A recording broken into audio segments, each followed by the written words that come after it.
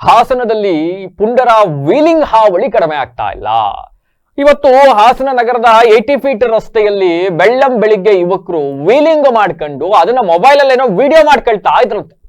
Social ಮೀಡಿಯಾಗಳಲ್ಲಿ ಹಾಕಿ likes ತಗೊಂಡು ಬೆಳ್ಳಂ ಬೆಳಿಗ್ಗೆ ನಾವು ಸ್ಟಾರ್ಗಳಾಗಿ ಬಿಡಬೇಕು ಅನ್ನೋ ಹುಚ್ಚುತನ. ಇವತ್ತು ಇದೇ ತರ ಪಾಪ ಅಲ್ಲಿ ಯಾರೋ ವೀಲಿಂಗ್ ಅಲ್ಲ, ಮಾಮೂಲಿ ರಸ್ತೆಯಲ್ಲಿ ಹೋಗ್ತಾ ಇದ್ದಾರೆ, ಇಬ್ರು ಪರಸ್ಪರ ಡಿಕ್ಕಿ ಹೊಡೆದು ಇಬ್ರು ಸತ್ತೋಗಿದ್ದಾರೆ.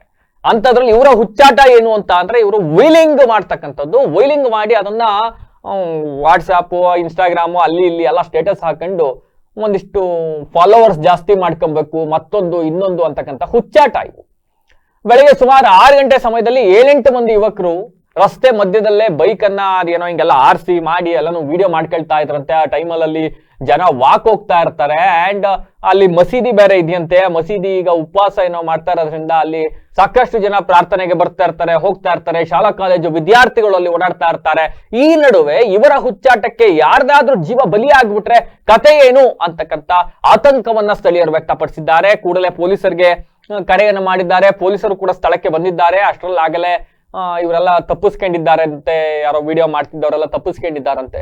ಬಟ್ ಅಲ್ಲೇನೋ ವಿಡಿಯೋ ಸಿಕ್ಕಿರ್ಬೇಕು. ಅದು ಆಧರಿಸಿ ಯಾರು 4 ಜನ ಇಟ್ಕೊಬಂದು ಕಠಿಣವಾದ ಶಿಕ್ಷೆಗಳನ್ನ ಕೊಟ್ರೆ ಮತ್ತೊಬ್ಬ ಈ ತರ ಮಾಡಕ್ ಹೋಗ್ಬಾರ್ದು. ಜಿಲ್ಲಾ ಪೊಲೀಸ್ ವರಿಷ್ಠಾಧಿಕಾರಿಗಳು ಹೊಸದಾಗಿ ಬಂದಿದ್ದಾರೆ. ಹಾಸನದಲ್ಲಿ ಸಾಕಷ್ಟು ಇಂಥ ವಿಷಯಗಳನ್ನ ಕಟ್ಟುನಿಟ್ಟಾಗಿ ಇಟ್ಕೊಬೇಕು ಅಂತ ಓಡಾಡ್ತಾ ಇದ್ದಾರೆ. ಈ ನಿಟ್ಟಿನಲ್ಲೂ ಕೂಡ ವೀಲಿಂಗ್ ಹಾವಳಿ ಅಂತಕ್ಕಂಥದ್ದು ಇದ್ಯಾವುದೋ ಒಂದು ಇದರಲ್ಲಿ ವಿಡಿಯೋ ಸಿಗಾಕೊಂಡಿದೆ ಅಷ್ಟೇ. 80 ಫೀಟ್ ರೋಡ್ ಅಲ್ಲಿ ಸಾಕಷ್ಟು ಕಡೆ ರಿಂಗ್ ರಸ್ತೆ ಸೇರಿದಂತೆ ಹಾಸನದ ಸಾಕಷ್ಟು ಭಾಗಗಳಲ್ಲಿ ಇವೆಲ್ಲ ನಡೀತಾ ಇದ್ದಾವೆ. ಅವಕ್ಕೊಂದು ಕಡಿವಾಣ ಹಾಕಬೇಕಾಗತ್ತೆ.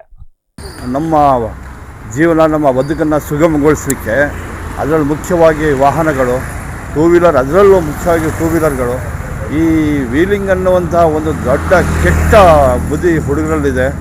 ಅದರಲ್ಲೂ ಏನೋ ಅಫಿಷಿಯಲ್ ಆಗಲಿ ಒಂದು ಶ್ರೀಮಂತರ ಮಕ್ಕಳಲ್ಲ, ಈ ಬಡವರು ಯಾರೋ ಬಂದು ವೆಹಿಕಲ್ ನಿಲ್ಲಿಸ್ತಾನೆ, ಅದನ್ನ ಎತ್ಕೊಂಡೋಗಿ ನಾನೊಂದು ಟ್ರಯಲ್ ನೋಡ್ತೀನಿ ಅಂತ ಹೊರಟು ವೀಲಿಂಗ್ ಮಾಡೋದು.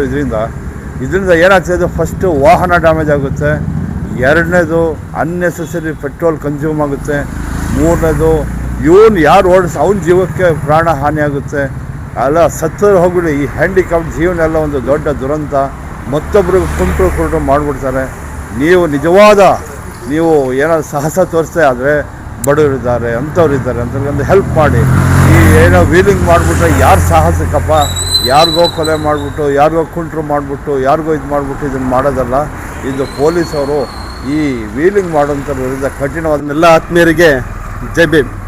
ಸ್ನೇಹಿತರೆ, ನಿಮಗೆಲ್ಲ ಗೊತ್ತಿರುವ ಹಾಗೆ ಬೆಳ್ಳಂ ಬೆಳಗ್ಗೆ ಸರಿಸುಮಾರು 5:30ರಿಂದ 8 ಗಂಟೆ ತನಕ 80 ಫೀಟ್ ರಸ್ತೆ, ರಾಜ್ಕುಮಾರ್ ನಗರ ಮತ್ತು ಪೆನ್ಷನ್ ಮೊಹಲ್ಲ ಏನು ಉಪವಾಸ ಇರುವ ಕಾರಣ ಕೆಲವು ಕಿಡಿಗೇಡಿಗಳು ಸರಿಸುಮಾರು 5:30ರಿಂದನೇ ವೀಲಿಂಗ್ ಮಾಡ್ತಾಯಿದ್ರು.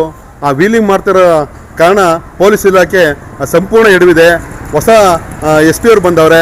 ಇದ್ರ ಬಗ್ಗೆ ಹೆಚ್ಚಿನ ಗಮನ ಹರಿಸಿ ಕಠಿಣ ಕಾನೂನು ಕ್ರಮ ಜರುಗಿಸಬೇಕು ಅಂತ ಈ ಮೂಲಕ ಕೇಳ್ಕೊಳ್ತೇನೆ. ಜೊತೆಗೆ ಏನು ನಮ್ಮ ಭಾರತ ದೇಶದ ಆದರ್ಶ ವ್ಯಕ್ತಿಗಳು ಕುವೆಂಪು ಅವರಾಗಿರ್ಬೋದು, ಅಂಬೇಡ್ಕರ್ ಆಗಿರ್ಬೋದು, ಮೊಹಮ್ಮದ್ ಪೈಗಂಬರ್ ಸಾಹೇಬರಾಗಿರ್ಬೇಕು, ವಿವೇಕಾನಂದ ಸಾಹೇಬರಾಗಿರ್ಬೋದು, ಅವರ ಮಾರ್ಗದಲ್ಲಿ ನಾವು ನಡಿಬೇಕೆ ಹೊರತು ಯಾವುದೇ ದೇಶಕ್ಕೆ ಮತ್ತು ಸಮಾಜಕ್ಕೆ ಮಾರಕ ಆಗಬಾರ್ದು. ಈ ಕೆಲಸ ಮಾಡೋ ಬದಲು ಸಮಾಜಕ್ಕೆ ಉತ್ತಮವಾದ ಕೊಡುಗೆ ಕೊಡಬೇಕು. ಏನಂದ್ರೆ ಬಡವರಿಗೆ ಅನ್ನದಾನ ಮಾಡಬೇಕು, ಬಟ್ಟೆ ಕೊಡಬೇಕು, ಬ್ಲಡ್ ಡೊನೇಟ್ ಮಾಡಬೇಕು. ಈ ಥರ ಕೆಲಸ ಮಾಡಬೇಕು ಹೊರತು ಸಮಾಜಕ್ಕೆ ಮಾರಕ ಆಗಬಾರ್ದು. ಇನ್ನೊಬ್ಬ